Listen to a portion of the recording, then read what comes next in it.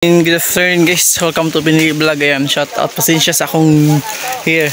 So shout out guys, so ito yung tubo, yung sugar cane. And then ito yung trabaho ng papa ko. So dito kami nabubuhay kasi papa ko ay farmer.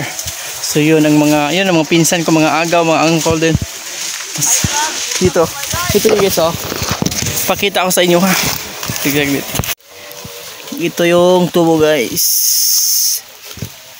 Ang daming tubo. Yan. Ang ganda yung tubo. Yun.